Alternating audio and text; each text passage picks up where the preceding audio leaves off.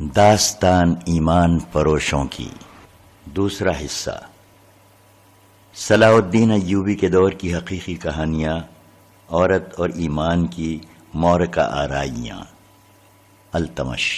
فہرست: قاہرہ میں بغاوت اور سلطان ایوبی، کھنڈیروں کی آواز، رینی الیگزینڈر کا آخری معرکہ، میرے فلسطین میں آؤں گا، وہ جو مردوں کو زندہ کرتا تھا، جب خزانہ مل گیا، اسلام کی پاسبانی کب تک کرو گے؟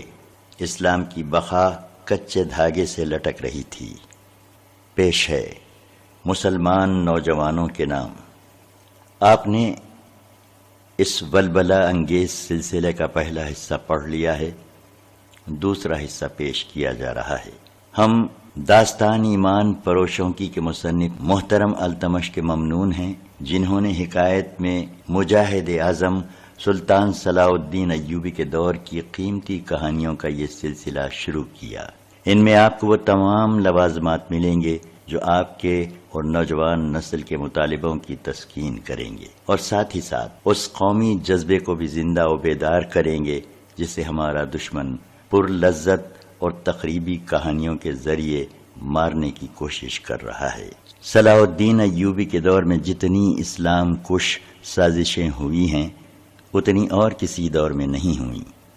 صلیبیوں کو میدان جنگ میں سلطان صلاح الدین ایوبی کو شکست دینا آسان نظر نہ آیا، تو انہوں نے مسلمان امراء اور سالاروں کو ہاتھ میں لینے کے لیے جہاں بے دریغ زر و جواہرات استعمال کیے، وہاں غیر معمولی طور پر حسین اور چالاک عیسائی اور یہودی لڑکیوں کو بھی استعمال کیا۔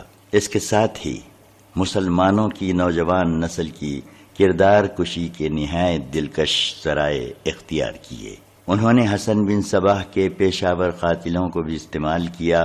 اس دور کا دشمن آج بھی ہمارا دشمن ہے اور ابھی تک وہی پرلذت حربے استعمال کر رہا ہے۔ یہ کہانیاں خود بھی سنیں، بچوں کو بھی سنائیں۔ اگر آپ سچے دل سے فحش، عریاں اور مخرب الاخلاق کہانیوں سے اپنے بچوں کو محفوظ کرنا چاہتے ہیں تو اسے اپنے گھر والوں کو ضرور سنائیے۔ آج پھر تاریخ اپنے آپ کو دہرا رہی ہے اور صلاح الدین ایوبی کو پکار رہی ہے۔ قاہرہ میں بغاوت اور سلطان ایوبی۔ فلسطین ابھی صلیبیوں کے پاؤں تلے کراہ رہا تھا۔ یروشلم صلیب پر لٹکا ہوا تھا، اس مقدس شہر سے خون رس رہا تھا۔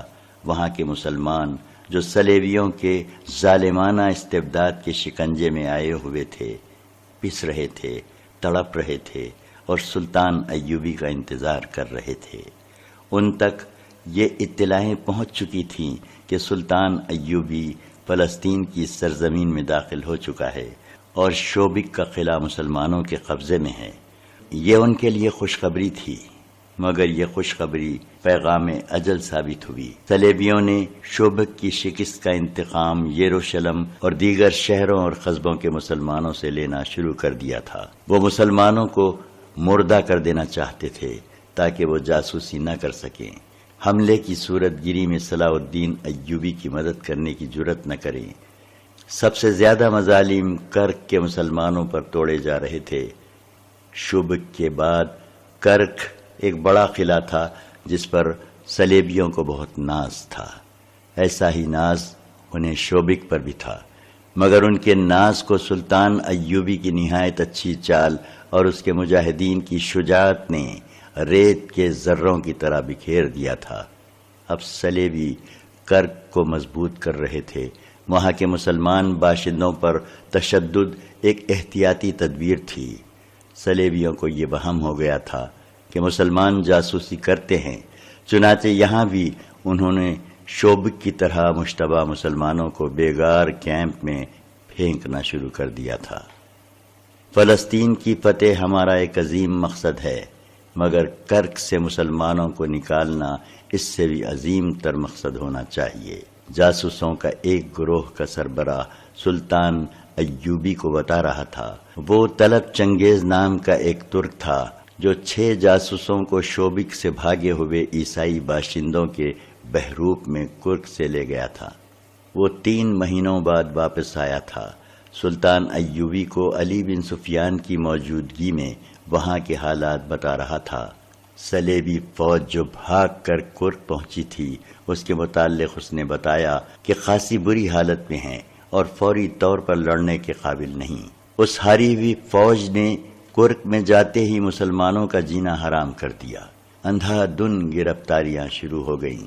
مسلمان عورتوں نے باہر نکلنا چھوڑ دیا۔ جہاں کسی مسلمان پر ذرا شک ہوتا اسے پکڑ کر بیگار کیمپ میں لے جاتے، جہاں انسان ایسا مویشی بن جاتا ہے جو بول نہیں سکتا، صبح کے اندھیرے سے رات کے اندھیرے تک کام کرتا، سوکھی روٹی اور پانی پر زندہ رہتا۔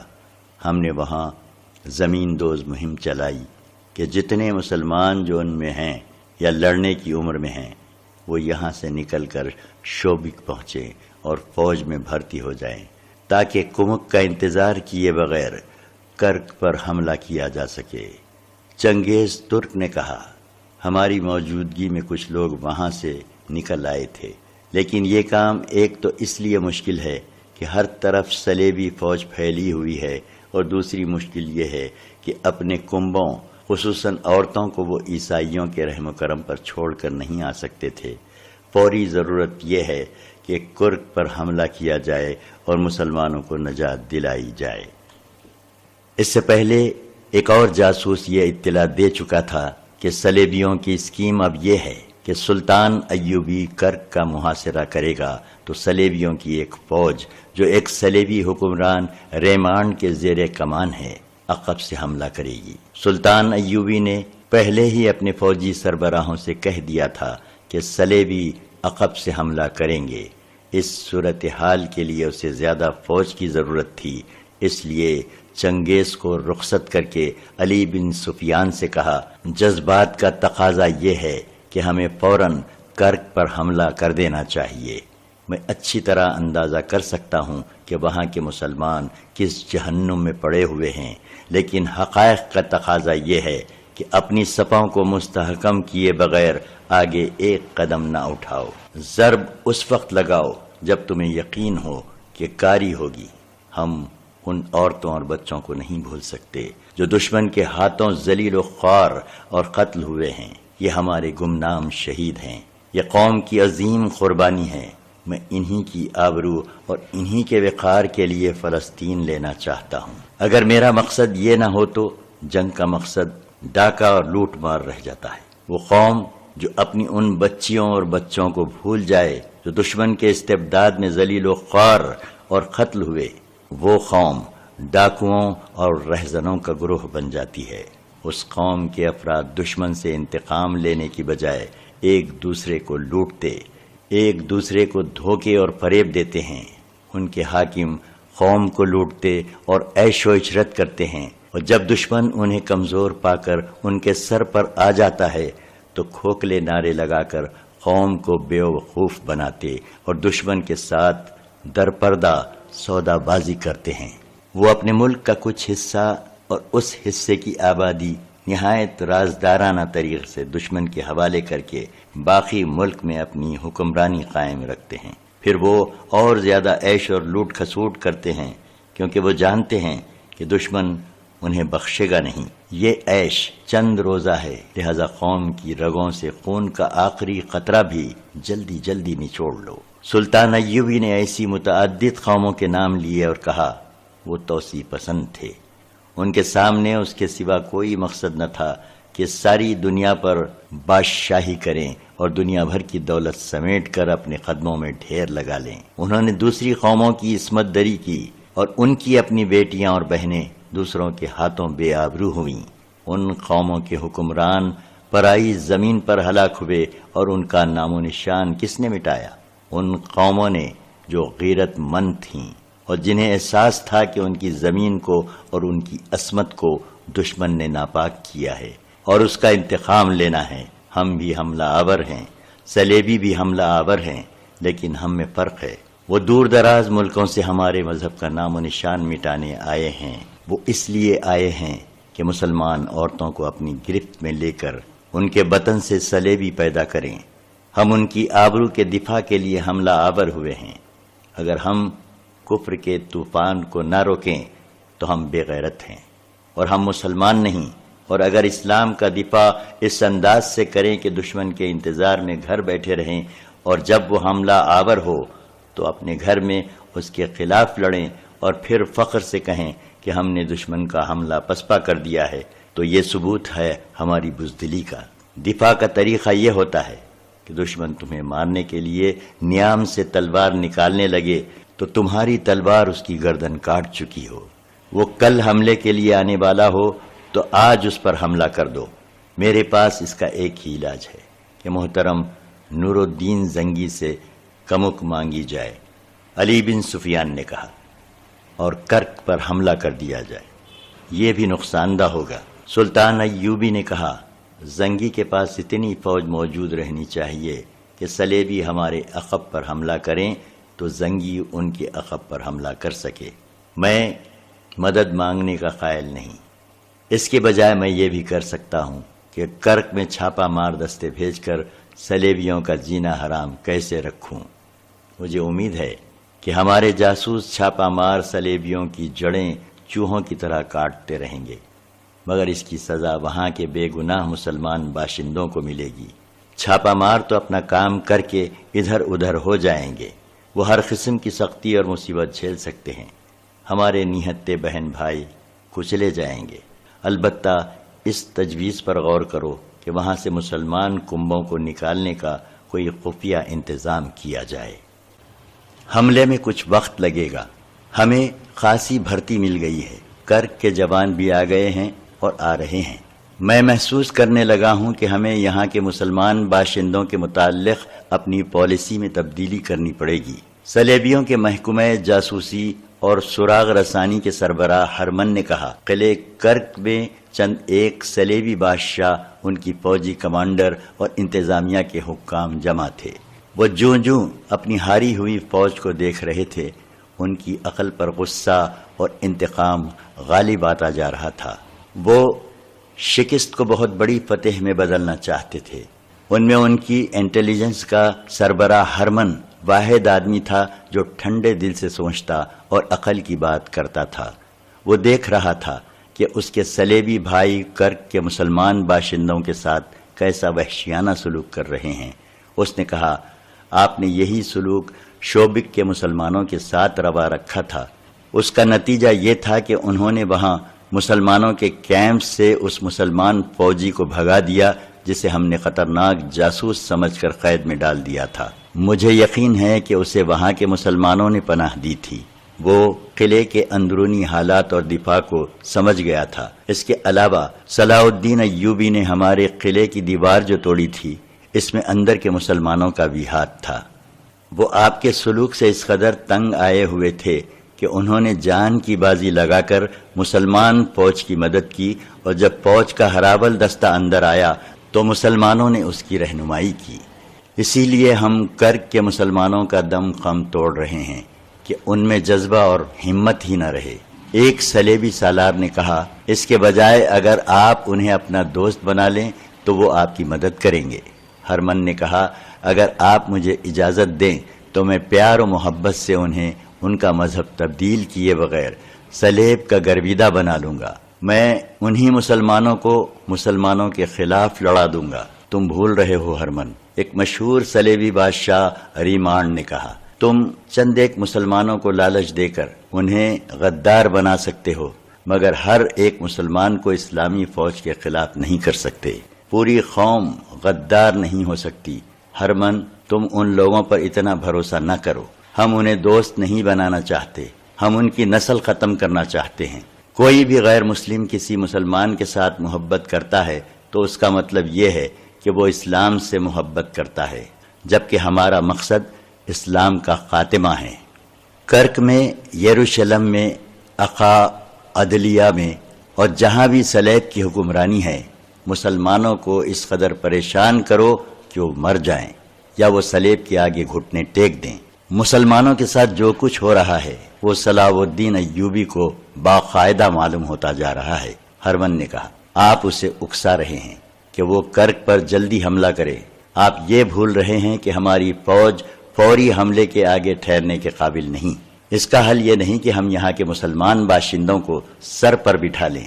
فلپس اگسٹس نے کہا، آپ لوگ مسلمان جنگی قیدیوں کو ابھی تک پال رہے ہیں، انہیں قتل کیوں نہیں کر دیتے؟ اس لیے کہ ایوبی ہمارے قیدیوں کو قتل کر دے گا۔ گے آف لوزینان نے جواب دیا، ہمارے پاس مسلمانوں کے کل 361 جنگی قیدی ہیں، مسلمانوں کے پاس ہمارے 1275 قیدی ہیں، کیا ہم ایک مسلمان کو مارنے کے لیے 4 صلیبی نہیں مروا سکتے؟ اگسٹس نے کہا، ہمارے وہ قیدی جو صلاح الدین کے پاس ہیں بزدل تھے، وہ لڑنے کی بجائے قید ہوئے، وہ زندہ رہنا چاہتے تھے، وہ مسلمانوں کے ہاتھوں مر جائیں تو اچھا ہے، تم اطمینان سے مسلمان قیدیوں کو ختم کر دو۔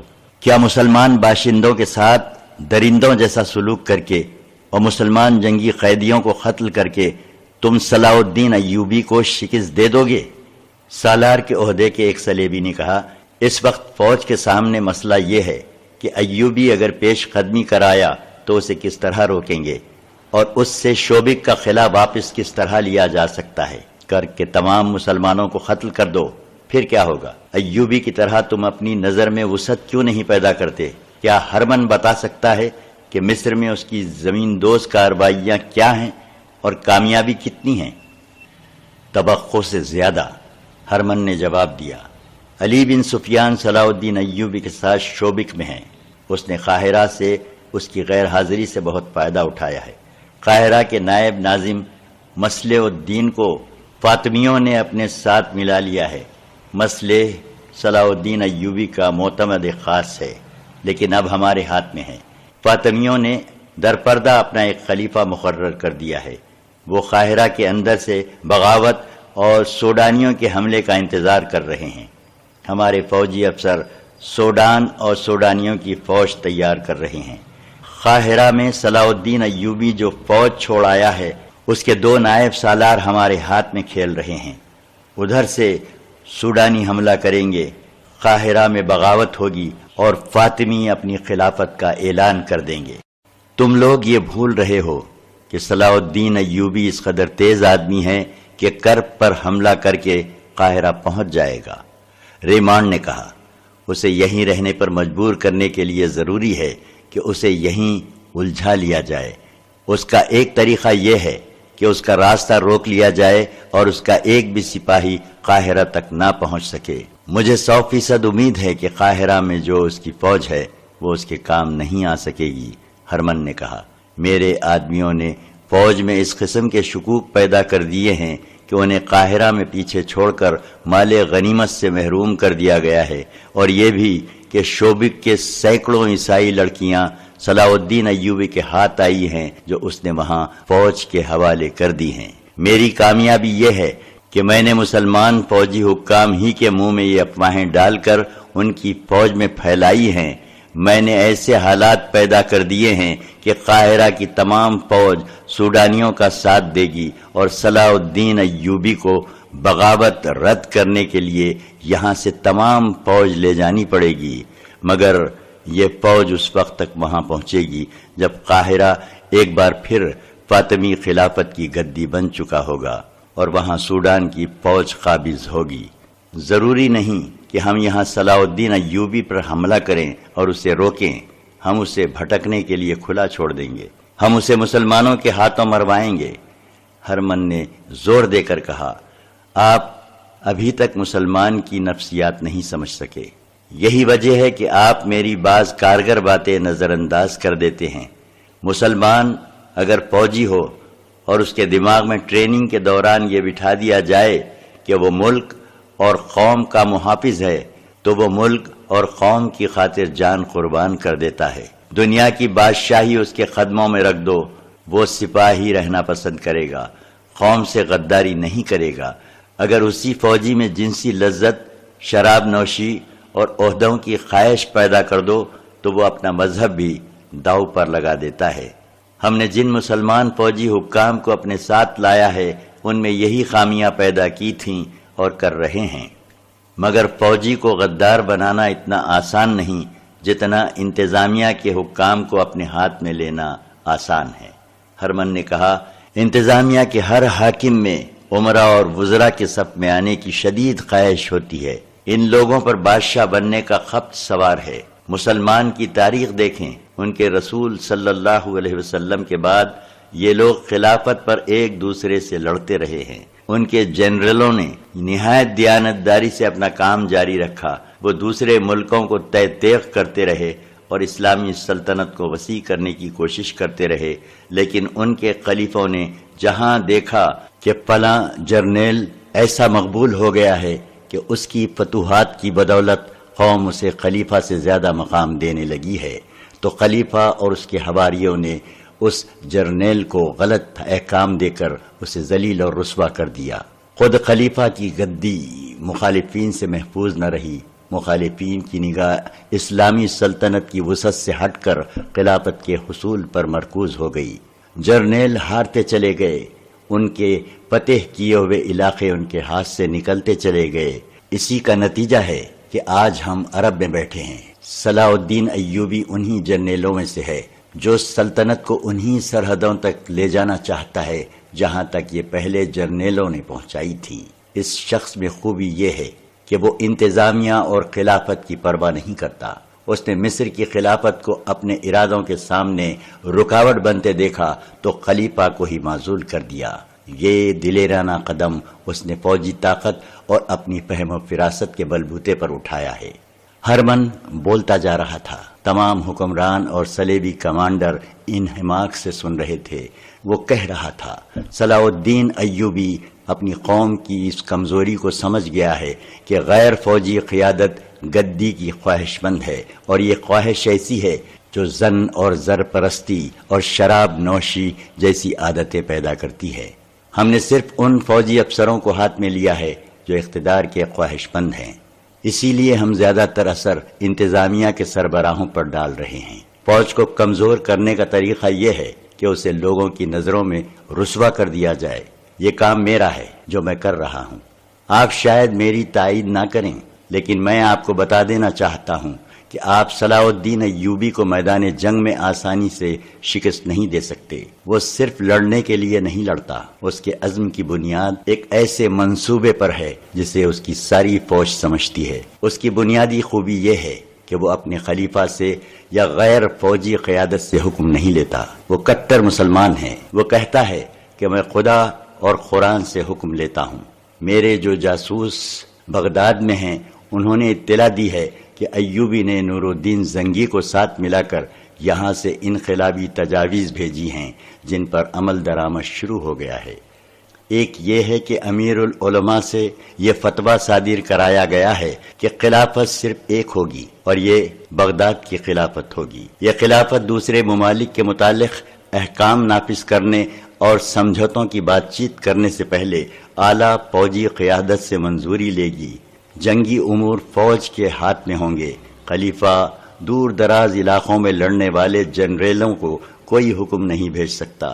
تیسرے یہ کہ خلیفہ کا نام خطے میں نہیں لیا جائے گا، اور خلافت کا اثر و رسوخ ختم کرنے کے لیے ایوبی نے حکم جاری کروا دیا ہے کہ خلیفہ یا اس کے نائب یا کوئی قلعے دار وغیرہ جب دورے وغیرہ کے لیے باہر نکلیں گے تو لوگوں کو راستے میں کھڑے ہونے، نعرے لگانے اور سلام کرنے کی اجازت نہیں ہوگی۔ صلاح الدین ایوبی نے سب سے اہم کام یہ کیا ہے کہ سنی شیعہ تفرقہ مٹا دیا ہے۔ ہرمن نے کہا، اس نے شیعوں کو فوج اور انتظامیہ میں پوری نمائندگی دے دی ہے اور نہایت پر اثر طریقوں سے شیعہ علماء کو قائل کر لیا ہے کہ وہ ایسی رسمیں ترک کر دیں جو اسلام کے منافی ہیں۔ صلاح الدین کے یہ انقلابی اقدامات ہمارے لیے نقصان دہ ہیں۔ ہم مسلمانوں کے انہی خامیوں کو استعمال کرنا چاہتے ہیں۔ اب ہماری کوشش یہ ہونی چاہیے، جو دراصل جاری ہے، کہ مسلمانوں کی انتظامی قیادت کو صلاح الدین ایوبی اور اس کی فوج کے خلاف کیا جائے، صرف آج نہیں، ہمیشہ کے لیے۔ فلپ اگسٹس جو مسلمانوں کا کٹر دشمن تھا بولا، ہماری عداوت صرف صلاح الدین سے نہیں، ہماری جنگ اسلام کے خلاف ہے۔ ہماری کوشش یہ ہونی چاہیے کہ ایوبی مر جائے تو یہ قوم کوئی دوسرا ایوبی پیدا نہ کر سکے۔ اس قوم کو عقیدوں، غلط اور بے بنیاد عقیدوں کے ہتھیاروں سے مارو، ان میں بادشاہ بننے کا جنون طاری کر دو، انہیں عیاش بنا دو اور ایسی روایات پیدا کر دو کہ یہ لوگ خلافت کی گدی پر آپس میں لڑتے رہیں، پھر خلافت کو ان کی فوج پر سوار کر دو۔ میں یقین کے ساتھ کہتا ہوں کہ یہ قوم ایک نہ ایک دن صلیب کی غلام ہو جائے گی۔ اس کا تمدن، اس کا مذہب صلیب کے رنگ میں رنگا ہوا ہوگا۔ وہ بادشاہی اور خلافت کے حصول کے لیے آپس میں دست و گریباں ہوں گے اور اپنے مخالفین کو دبانے کے لیے ہم سے مدد مانگیں گے۔ اس وقت ہم میں سے کوئی بھی زندہ نہ ہوگا۔ ہماری روحیں دیکھیں گی کہ میں نے جو پیشن گوئی کی ہے وہ حرف بحرف سچ ثابت ہوئی ہے۔ اسلام کی جڑیں کھوکھلی کرنے کے لیے یہودی تمہیں اپنی لڑکیاں پیش کر رہے ہیں، انہیں استعمال کرو۔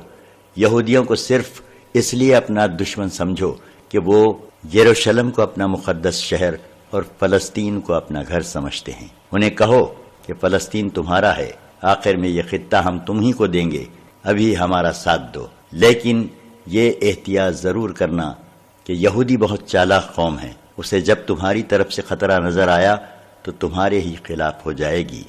اس کی دولت اور اس کی لڑکیاں استعمال کرو اور اس کے عوض انہیں فلسطین پیش کرو۔ قلعے شوبک اور قلعے کرک سے بہت دور ایک ایسا وسیع خطہ تھا جو مٹی، ریت اور سلوں کی پہاڑیوں اور اونچی نیچی چٹانوں میں گھرا ہوا تھا۔ یہ خطہ کم و بیش 1.5 میل وسیع اور چوڑا تھا۔ اس میں بہت سارا علاقہ ریتیلا میدانی تھا اور اس میں کھڈ بھی تھے اور کم اور اونچی ٹیکریاں بھی۔ جب صلیبی حکمران اور کمانڈر اسلام کی بیخ کنی کے منصوبے بنا رہے تھے اور نہایت پرکشش اور خطرناک طریقے وضع کر رہے تھے، صحرا کا یہ خطہ میدان جنگ بنا ہوا تھا۔ ہزاروں پیادہ، عسکری گھوڑ سوار اور شتر سوار بھاگ دوڑ رہے تھے۔ تلواریں اور برچھیوں کی انمیاں چمک رہی تھیں۔ گھوڑوں اور اونٹوں کی دوڑ سے گرد گہرے بادلوں کی طرح آسمان کی طرف اٹھ رہی تھی۔ اس گرد میں پرچھائیاں بھی اڑ رہی تھیں، تیر بھی۔ پیادہ سپاہی گھوڑوں سے آگے نکل جانے کی رفتار سے دوڑنے کی کوشش کر رہے تھے۔ گھوڑ سوار کھڈ پھلانگ رہے تھے۔ ارد گرد پہاڑیوں کی چوٹیوں پر 2 سپاہی آرام آرام سے گھوم پھر رہے تھے۔ ایک پہاڑی کے دامن میں آگ کے شعلے اڑتے اور پہاڑی سے ٹکرا کر پھڑکتے اور بجھ جاتے تھے۔ شور و غل آسمان کو ہلا رہا تھا۔ صلاح الدین ایوبی گھوڑے پر سوار ایک بلند چٹان پر کھڑا یہ نظارہ انہماک سے دیکھ رہا تھا۔ وہ بہت دیر سے اس میدان کے ارد گرد کی چٹانوں پر گھوم رہا تھا۔ اس کے ساتھ اس کے 2 نائب تھے۔ میں آپ کو یقین دلا سکتا ہوں کہ جس رفتار سے سکھلائی ہو رہی ہے، نئے سپاہی چند دنوں میں تجربے کار ہو جائیں گے۔ ایک نائب نے کہا، آپ نے جن سواروں کو وہ اتنا چوڑا کھڈ پھلانگتے ہوئے دیکھا تھا، وہ سب کرک سے آئے ہوئے سوار ہیں۔ میں انہیں اناڑی سمجھتا تھا۔ تیر اندازوں کا معیار بھی اچھا ہو رہا ہے۔ میدان جنگ کا یہ منظر دراصل ٹریننگ تھی جس کے متعلق سلطان ایوبی نے بڑے سخت احکام جاری کیے تھے۔ ارد گرد سے بہت سے جوان فوج میں بھرتی کیے گئے تھے اور کرک سے بھی بہت سے مسلمان چوری چھپے نکل آئے تھے۔ یہ سلطان ایوبی کے جاسوسوں کا کمال تھا کہ کرک سے بھی جوان حاصل کر لیے تھے۔ شوبک کے وہ مسلمان جنہوں نے صلیبیوں کا ظلم و تشدد برداشت کیا تھا، جوش و خروش سے سلطان ایوبی کی فوج میں شامل ہوئے تھے۔ ان کی ٹریننگ کا انتظام وہیں کر دیا گیا تھا۔ سلطان ایوبی اس میں ذاتی دلچسپی لے رہا تھا۔ اسے اس کے نائب یقین دلا رہے تھے کہ وہ نئی بھرتی کو تھوڑے سے عرصے میں پختہ کار بنا دیں گے۔ سپاہی صرف ہتھیاروں کے استعمال اور جسمانی پھرتی سے تجربہ کار نہیں بن سکتا۔ سلطان ایوبی نے کہا، عقل اور جذبے کا استعمال ضروری ہے۔ مجھے ایسی فوج کی ضرورت نہیں جو اندھا دھند دشمن پر چڑھ دوڑے اور صرف ہلاک کرے۔ مجھے ایسی فوج چاہیے جسے معلوم ہو کہ اس کا دشمن کون ہے اور اس کے عزائم کیا ہیں۔ میری فوج کو علم ہونا چاہیے کہ یہ اللہ کی فوج ہے اور اللہ کی راہ میں لڑ رہی ہے۔